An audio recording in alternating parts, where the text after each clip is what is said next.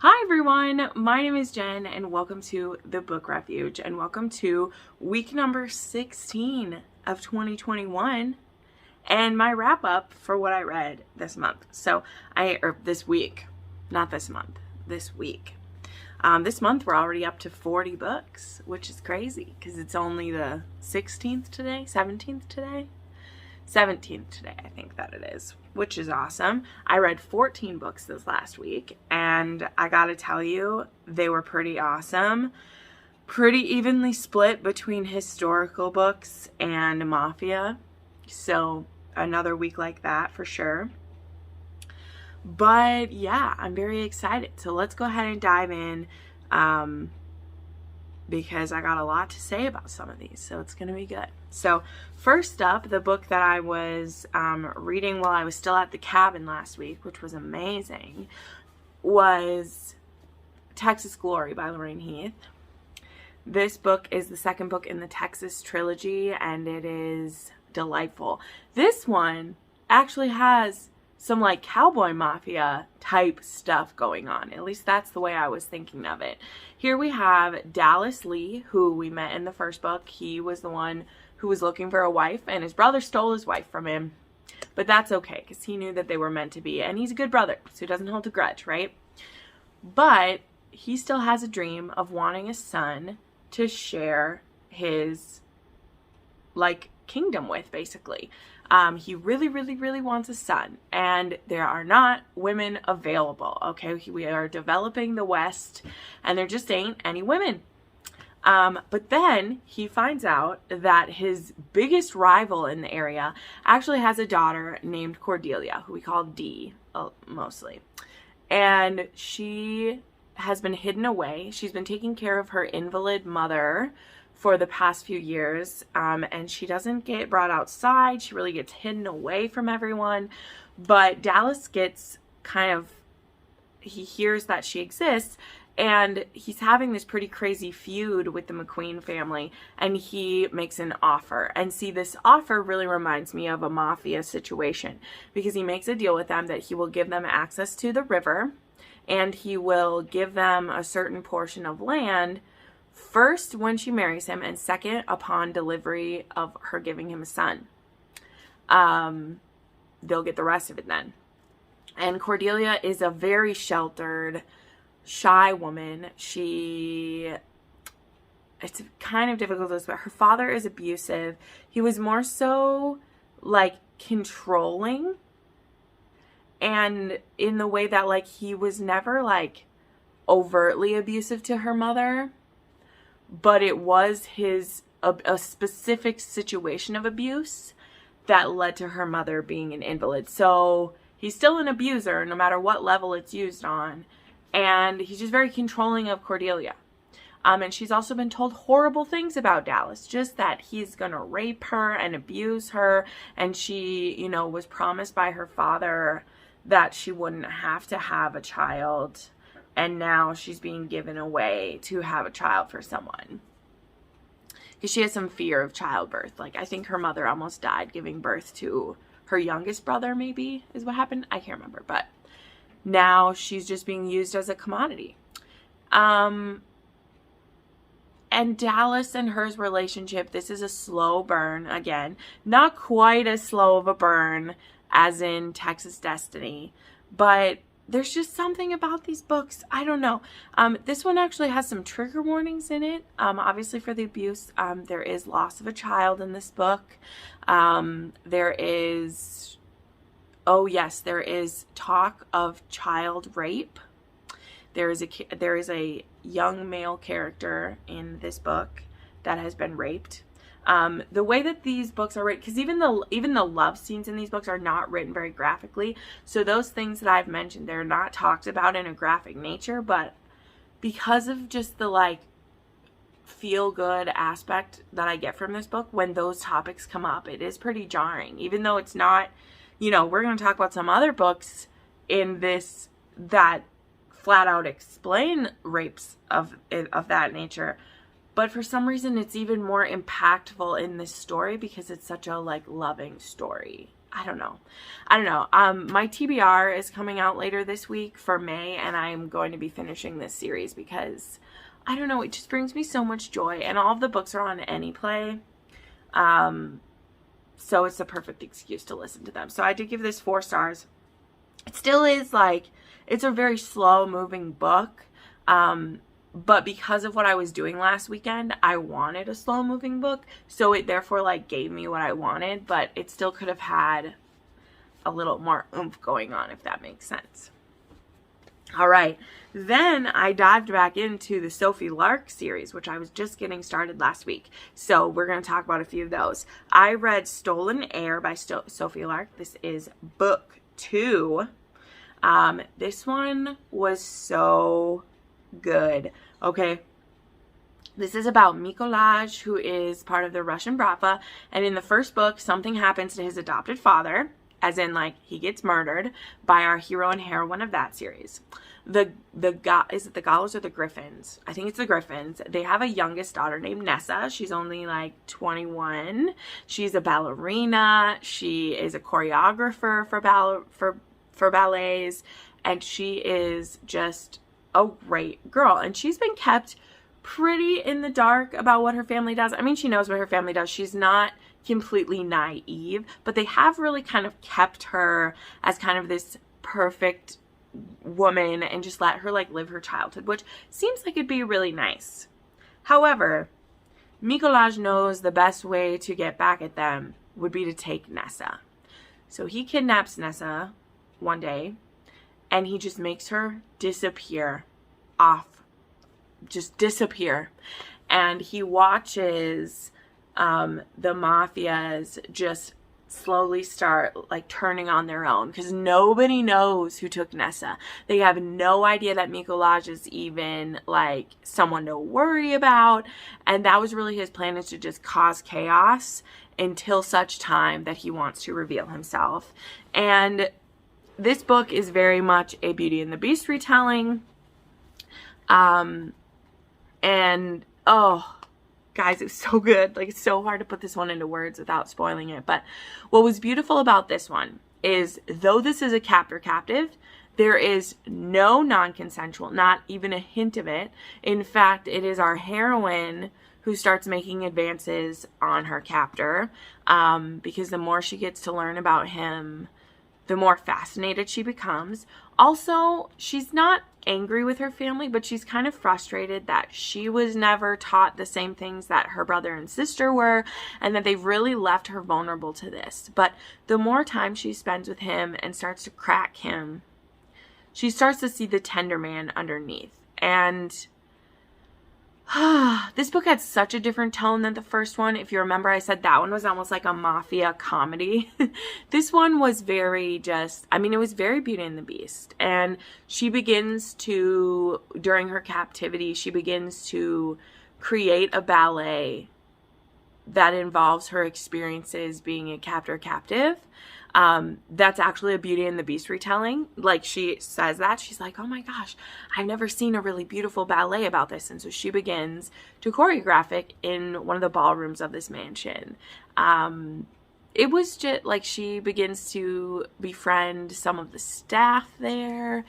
And it's so beautiful. And when it comes to the point of the hero needing to decide how he's going to take her, the decision that he makes about that and how he handles it just made this book so good. Like, it's so freaking good.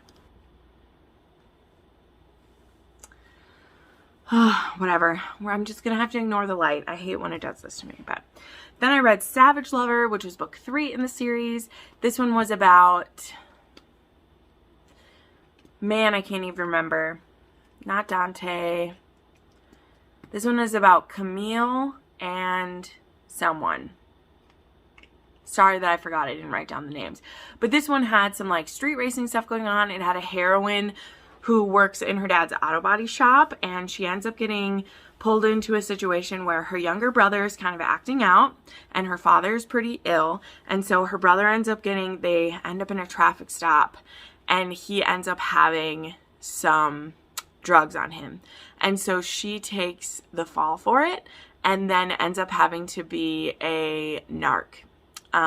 Not against the Griffins, but against this total tool. Like, it's totally fine. But she gets pulled into that.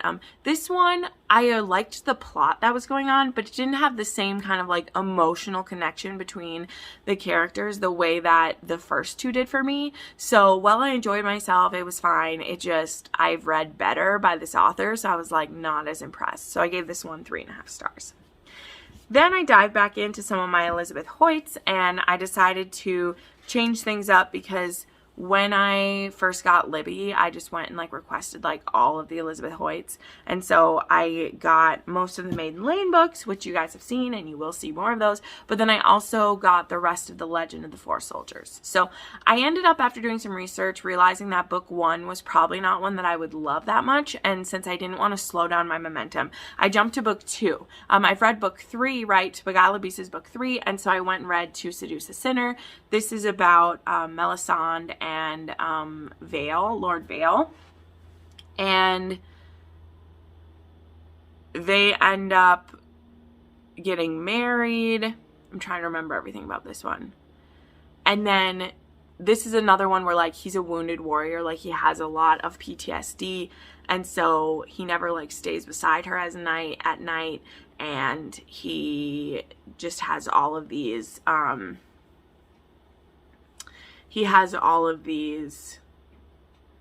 feelings that he's repressing and stuff like that. This series really deals with PTSD in different ways. So this character, Lord Vale, he was someone who, because in To Beguile a Beast, that character, he wasn't a soldier, he was a scientific man who was like going from regiment to regiment while he was collecting info for his books, but he was also tortured and really hurt during that time.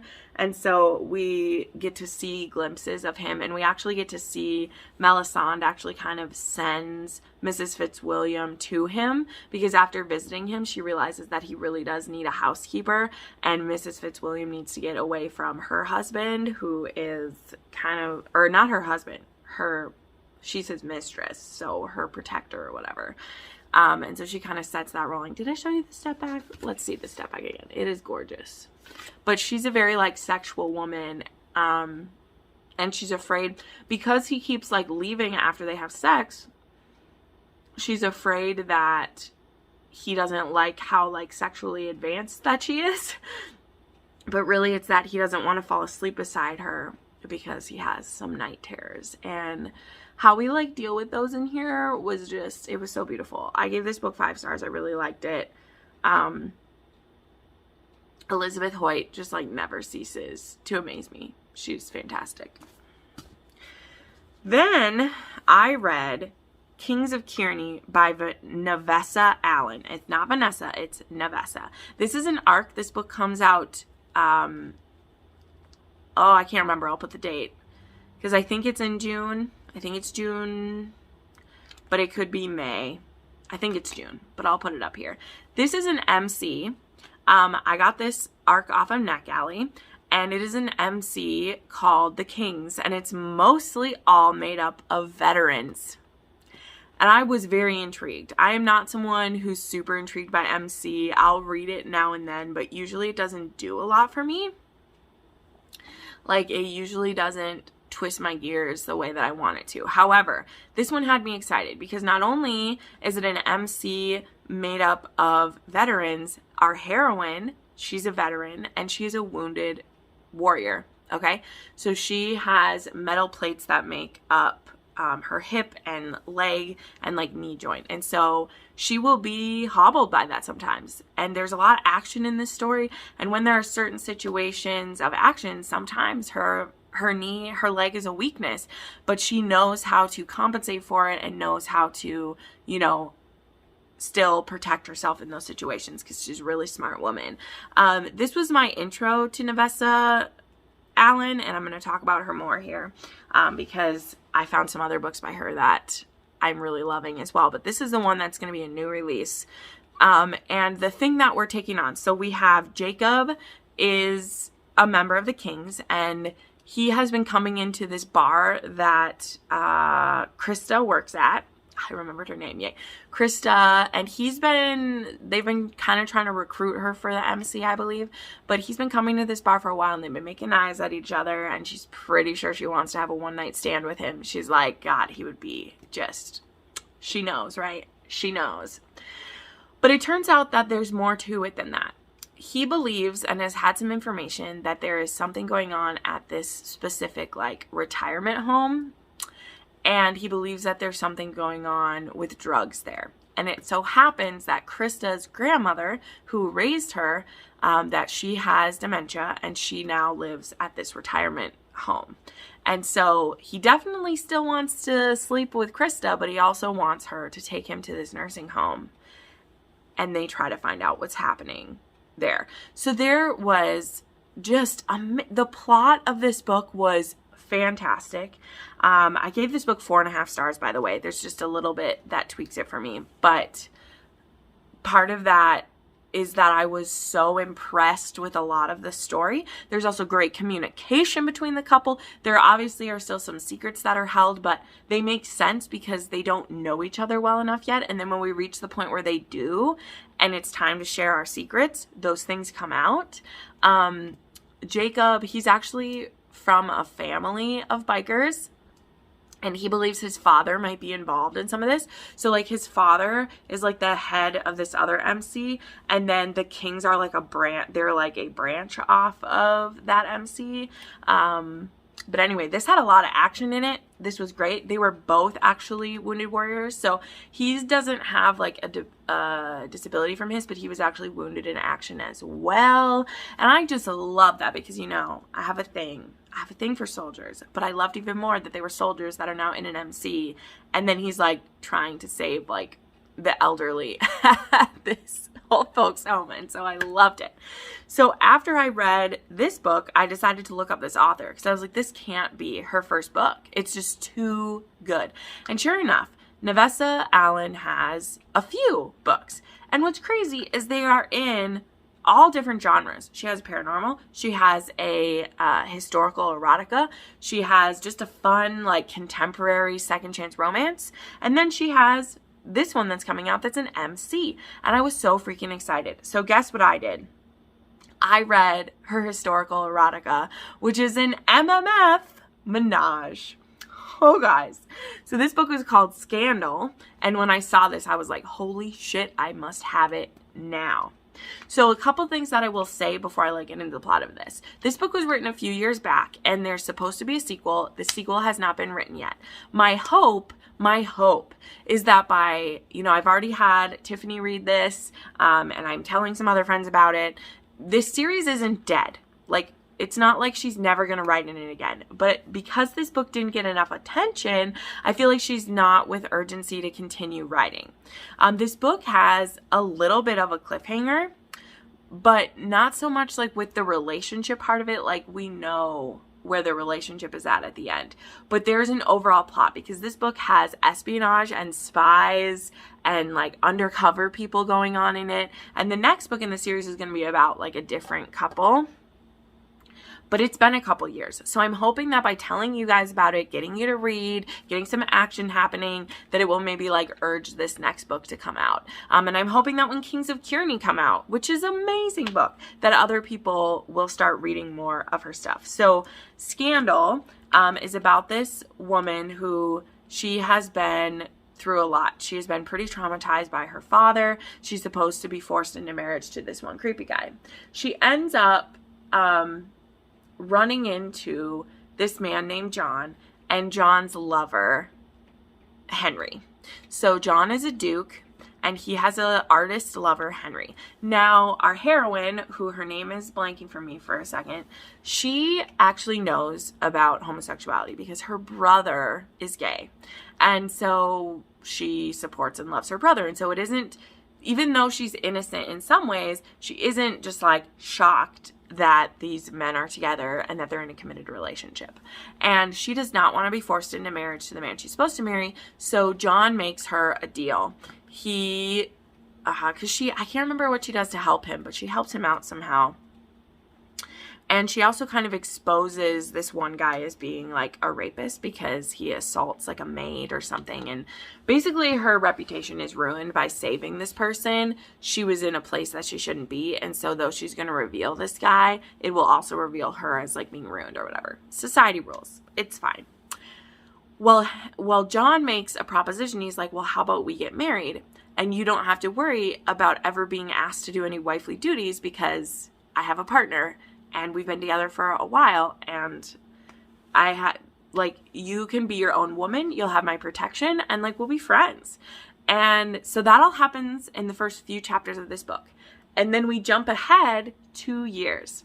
So she's been married to John, and she's friends with John and Henry, and they hang out with each other, and Henry and her have a very, like, relaxed relationship. And in fact, she's starting to fall in love with both of them. And she's like, oh shit, this is bad for me. This is bad. However, John and Henry, they're bisexual.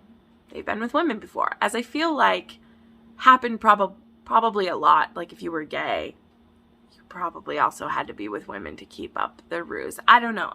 That's my speculation. But they were like, we've been with women before and we like it. We just love each other the most. And they're like, we feel this really deep connection with you, and we would like to see if there's something there for all of us. And she's like, oh my gosh, that is a crazy ask. And he's like, I know, but here's the reasons why we think it would be good. And it's freaking beautiful. Like, I don't know what else to say. Like, this is a long book. It's over 500 pages. And though he makes that proposition very early on, like that is a very early on proposition, the way that they both kind of woo her is really beautiful. And the way that they let her ask any questions she wants to ask, they let her watch them together sometimes. It's so beautiful. And like by the time that there's finally like a threesome scene, I was so thirsty for it. I was like, please. But it's so beautiful. And then the plot of this book, why there's like spies and espionage, is that she starts to get these notes, and someone knows about John and Henry and now her. So they know that they have a spy within their household because they think that they trust all their servants. Maybe they don't. And so that's kind of the part of it, is they end up having to kind of enter in to this spy ring in a certain way to find out who is threatening them and try to stop this person from blowing up this relationship that they're trying to start, really. I gave this 4 stars. I think that it was a little longer than it needed to be, but I loved the relationship parts of it so much. It was when we had too much of like the espionage stuff that I was like, Now my friend Tiffany just read it and she freaking loved that part of it. So, but it is set up like the next book is going to be about a different couple, and I'm very excited for that couple. So I want to make this next book happen. So I need your help. If you like menage, if you like historical romance, if you want to learn more about this, like check this out. They're on KU. All of her books are on KU, and I'm excited about it. The other 2 books that I mentioned, Snowed In and then The Lunatics. The Lunatics is a werewolf paranormal romance. I'm reading it soon. It's on my Kindle. And Snowed In, like I said, it's a second chance contemporary romance. So this author got me so excited. And I just think, like, even though there's some stuff that's, like, a little bit overdone, it's so well written. Like, it is. It's really well put together. And I can't believe that I've never heard of her before. Well, I can because there's lots of authors. But she has so few reads on Goodreads. So I don't usually say, like, you know, make a run for this. But pre-order Kings of Kearny if you're interested in anything I said. Add these books to your Goodreads. Let's give this author some love and see what can come of it. Because I'm telling you, if you like those kind of things I mentioned, this author is going to be amazing. The fact that she has her hands in all those different genres, just, it's amazing. They're so well done. Okay, then I read Bloody Heart by Sophie Lark. This is book 4 in the Brutal Birthright series. This one is about Dante, and now I can't remember the heroine's name. Damn it. So bad at this. It's okay. It's okay. But this one gave me Kennedy Ryan level of angst. and in the good way. So this one, we start this one out because in previous books, we know that Dante really loved someone when he was young. And he's kind of like, he ended up going into the army and serving for like 8 years or whatever. He was there, he was gone a long time because he was just so like broken by something that happened. So now we get to see the beginning of that. When he was 22 and this girl was like 19, they met each other in this crazy thing. Like he was carrying out a scheme and he ends up stealing a limo. And she happens to be in the back of the limo. And so he ends up getting away and then like leaving her there. But before he goes, they have this great banter and then she kisses him goodbye. And he is just obsessed. And not even in the insta-love way because he doesn't love her instantly. But he just wants to know more about her. And so this heroine, she is the daughter of an official ambassador, and so this is actually an interracial romance too. She's black and he is, you know, Italian mafia, and they just start this like courtship together that lasts for months, right? And it's a slow but beautiful build together. But then her dad finds out, and she finds out she's pregnant. So yes, this is a secret baby. But what's my rule? I'm okay with a secret baby if they're in the mafia. And the night that she's planning to tell him, because she's right on the precipice, her family wants to make her go away and like, you know, not ruin her life to have this baby. And when he comes to meet her, he's just lived through this really crazy event. He's late and he's covered in blood. And she's terrified. She's already scared to be pregnant. And he comes to her covered in blood. And so she breaks up with him. And she does it in a really cruel way. But like, you understand every reason that she has. Like you do. And even though we know his heart, like we see his POV and we know that he would be really happy about this. I'm gonna cry. She's scared. And what else should she think? You know, what else should she think? She's like a daughter of privilege. She really is. And her family has told her things. And she's only been with him a couple months. And they're young. And she's scared. So she breaks up with him. And she does what her family says. And then the events that happen, really hard. Like, it's really hard. This is one of my, like, I just talked about last week how I hate a time jump. But the difference about this is that in The Kingmaker, I feel like that heroine is trying to punish the hero by saying, fuck you, stay away from me. I don't care about your explanation. You lied to me. Whereas Dante has never lied about who he was. And she feels like she's doing this to protect her baby and to do what's best for that. You know, like, to me, that's the difference. And that time gap, it still punches me. Like, it punched me so hard because I hate when I see on the page 9 years later. But this is one where, like, I knew how good they both were. And there was no animosity for why. You know, there was no, like, I don't think you're good enough for me or this or whatever. It was just, like, fear. And then she suffers. She suffers.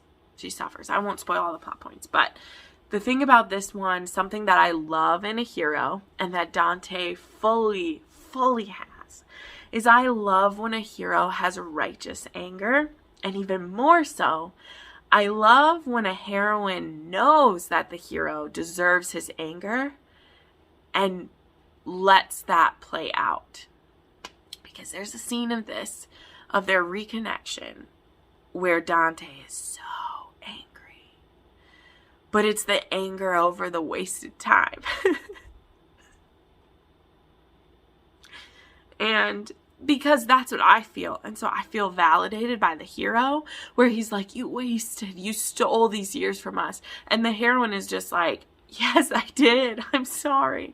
I'm sorry that I was afraid and that I didn't trust us. So I'll stop. I feel like I talked more about that than I should, but because this book has tropes I don't like, I feel like I need to explain why I loved it. And I gave this one 4.5 stars. It was so beautiful. The doc for the half star is that the like the external conflict at the end of this book, I was just like, what the fuck are you doing? But the emotional stuff was so on point. It was so on point. All right. Then I read The Brit by Jodi and Malpas. So here y'all go. This was my channel buddy read this month. I do this every month in my Discord. There is a section that is our buddy read, and there's a book every month that is like a buddy read with everyone.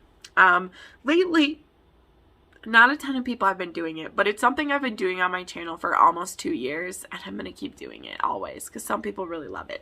But The Brit ended up getting picked, and I didn't love it, guys. I didn't love it. And I don't want to spend too much time on this one about the whys, because I'd rather talk about the books that I loved so much about the whys. But I ended up giving this, like, I gave it 3 stars. And the more I talked about it, I mean, I think it sits at a 3 star. A couple things. I think this is the first Mafia book that Jenn has written. I have only read a couple books she's written before. I do have some of her books on my TBR. I will still read books by her because when I read the This Man series, like, it was addicting. It had that addicting quality that, like, 50 Shades did, where it has the same, like, repetitive arguments, but you just love it so much that you just go through them all. And that's how I felt about the This Man series. So I'm going to read the one about the male escort that I mentioned previously. But this one was just all about, like, we're 2 broken people, and it just really felt like an author writing a book where they didn't understand the genre that well, and so they thought they were being really clever about all the decisions they're making, when I've just read it all before, and I've read it done better. So the things that I can say that it's positive is that I hope people who read more mainstream, because I feel like Jenn is pretty, like, well known for people who just casually read romance. I hope it gets them interested in reading a Mafia book. But I feel like the hero was a mess. I feel like his plan wasn't, like, well thought out for him to be this, like, kingpin. And I know part of that might be that, like, his adopted father, like, dies at the beginning of this book, and so he's not, like, quite maybe ready to be the leader. But I didn't feel that the hero or the heroine was that likable. And that's okay. They don't have to be. But also, I didn't feel their passion when I was supposed to be feeling their passion. And also, this is a trope that I just hate. So our heroine in this is, like, forced to be a mistress by this guy who is holding her son captive, or not captive, but, like, knows where her son is. Her son was taken away from her when he was born, and he's, like, held over her head as collateral. And so she becomes the mistresses of whatever man that her owner tells her to, basically. And she never orgasms during the sex because she's forced to sleep with these people, which is totally fair. Then when our hero gets his hands on her, she orgasms instantly. I just get so irritated with that trope. Like, I wanted for once when that happens that her to, like, not do it, and then the hero has to work a little harder than everyone else. Because this is also a guy that he doesn't care if women come. He says it. He's like, I don't care if a bitch comes when I do this. And then this woman who, she never comes, and he doesn't care if women ever come. He's just able to make her come. I get so sick of that trope sometimes because I'm like, that's not how it works. But whatever. Anyway, The Brit was just, I felt like there was things about it that were exciting. I feel like it was too long. And I feel like the ending is one of my least favorite endings that exist in books. That's all that I'll say. So that was 3 star. We're reading Mafia next month too. I'm pretty excited about that one. So go ahead and you'll check out my TBR. Will be up Monday or Tuesday, and you can learn more about that. So, all right, moving along. Then I read book 9 in the Maiden Lane series, and this one is Swedish Scoundrel. This is about Asa Makepeace and Eve Dinwiddie. This one takes place at the theater that we've seen in the past couple books. This is Heart's Folly. It burned down at the end of one of the books and is being rebuilt. And now Eve, she's the one in charge of her brother, who is Val, which we're going to get to Val. And she's in charge of his investments in some areas. And she feels like Asa Makepeace isn't a great investment anymore. So she goes to stop his credit, and Asa is like, no. And so she's like, well, okay, but I'm going to keep a really close eye on everything. So I'm going to be in charge of your financials while you finish building this. And so she sets herself up in his office. And so they see each other all the time. She has a bodyguard because something bad happened to her when she was young. And she doesn't like touch, and she doesn't like being alone with strange men. And trigger warning for child assault and molestation. So there you go. I spoiled it. That's why she has a bodyguard, but I need to drop that trigger warning. And also talk of, yeah, we'll get there. But anyway, so this is A Hate to Love. This was really feisty and fun. This was a woman really coming into her own. And also this was a hero who's like, I hate everyone but you. And I just loved Asa. I love all the Makepieces, Winter Makepeace. And I love getting to see all them. Like, Asa is kind of like isolated from his family because his father disowned him when he wanted to be involved in the theater, which is really odd because it was his father's best friend who funded him in the beginning. But father's best friend was an interesting guy. We'll just say that. But I really love this. I gave this one 5 stars. I know I don't have a ton to say about it, but there's just something about Elizabeth Hoyt that just really works for me. I love it. Then we'll just talk about this one next. Then I read Duke of Sin, which is book 10, which is one that y'all have been very excited for me to read. I understand. And I strongly disliked it. I'm sorry, but I'm not sorry. The main reasons that I'm able to distill this down, because this arguably is one of the darkest books in the series. I think it probably is. Val, we've seen him through the past couple books. He is someone who knows people's secrets and he will blackmail them when he has them. And we have Bridget Crumb, who is a bastard, and she's a housekeeper. She's actually, it's very interesting whose bastard she is. I was not expecting that. So that was cool. And she is the housekeeper at Val's house. Val has been kind of banished. He's not supposed to be in England anymore, but he's been hiding in the walls of his own home in these secret passageways instead of going to the continent, which is what he was supposed to do after he kidnapped Phoebe in a previous book. He's in a lot of trouble. Okay, he's in a lot of trouble. But he has a plan to get the king to spare him and get back to what he's doing. I just hated Val. I did.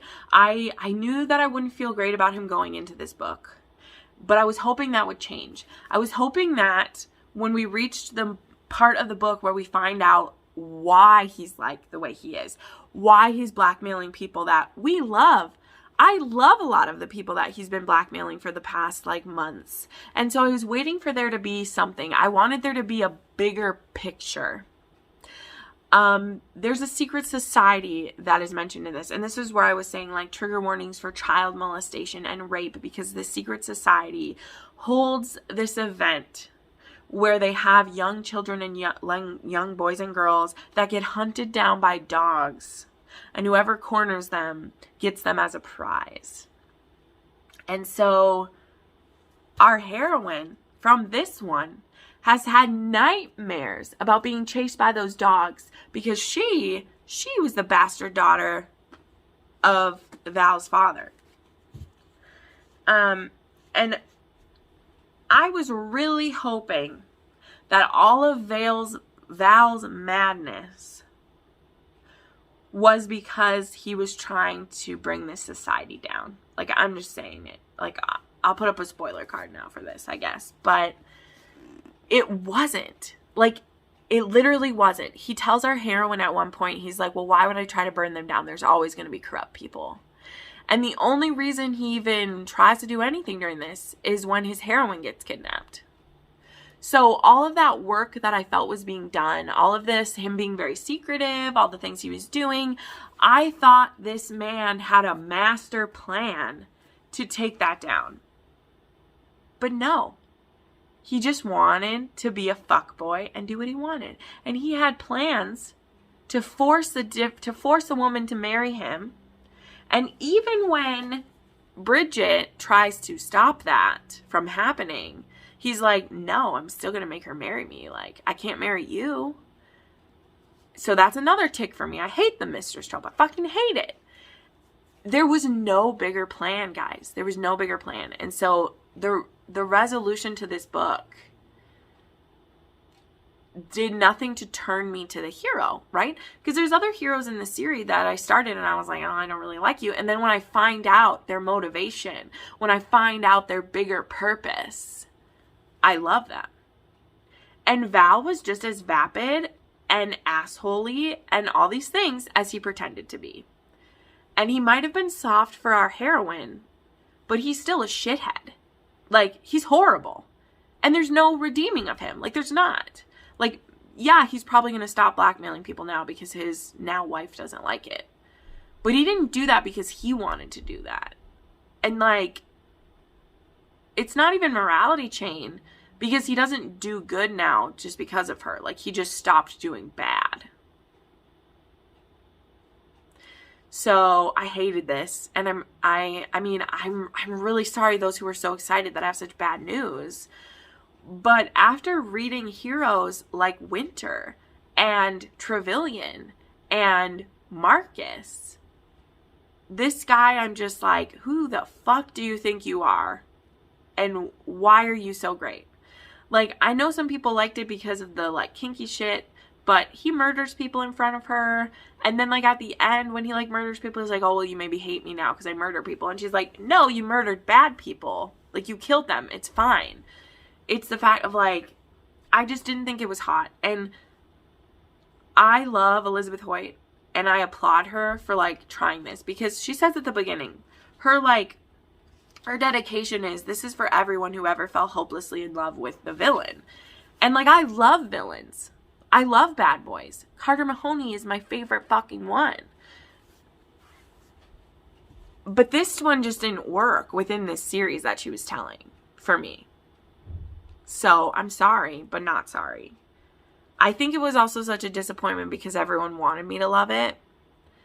Because there's another book in this series that was a 3-star read. But this one's almost a 2. Because the more I talked about it with my friends, I just don't understand who he was trying to be, and I couldn't get on board with it. And honestly, like, the heroine, she was kind of redeeming, but not enough. Like, she didn't hold him to task. Like, she was super into everything that he was doing.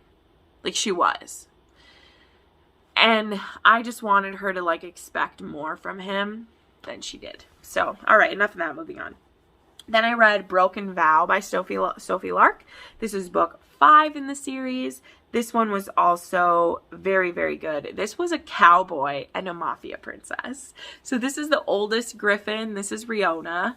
And then this is Rylan, who we meet Rylan in the previous book. He helps Dante out with that crazy situation I was talking about that went kind of like bananas at the end. He helps out with that. And he was a army buddy of Dante's. And when Riona starts being attacked, she is the older sister to Nessa. She's a lawyer. She does a lot of stuff for the family. She starts being attacked. Dante, who is going on his honeymoon from the last book, calls in Rylan to be her bodyguard. So this is a bodyguard romance. Rylan is from Tennessee, and he's a cowboy. And there's a part of this book where, for her protection, Riona goes and stays with Rylan on his family ranch. And it's so beautiful. Like, it's so good. It was fantastic. I gave this book 5 stars. Oh, it was so great. And the reason why this one got 5 stars over like Bloody Heart, which I also loved, is because the resolution of this one. I won't spoil it. I absolutely won't. But while I was reading it, I was thinking, this is a situation where one of the characters needs to grovel. And it's not who you think it is, right? Who would normally be it. And I was afraid that that wasn't going to happen. I was afraid there was going to be like a grand gesture from the other person. I was like, no. This person needs to do the grand gesture. And then that person did. And I was bawling. And it was beautiful. It was beautiful. But this was great. There is horses and there is bathing in the creek.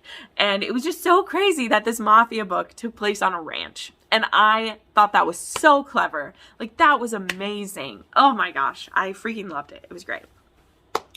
Then I read a quick little novella that is called Double Teamed by Van Cole. This is an MMM menage that takes place after a high school reunion. And this one hot guy that the one guy was into, he brings him back to his hotel, and that guy's partner's there. And they just kind of start having a menage together. And it's just a little quickie. I gave this 4 stars though, because it was really sexy and fun, and I had a great time with it. But that's really all that it is. There's not a ton of story to it. It's only 110 pages. But it was fun. It was a lot of fun. Then I read Refrain by Kennedy Ryan. So I finished up the My Soul to Keep series. This one is novella length, but it basically had the whole plot of a book shoved into 200 pages.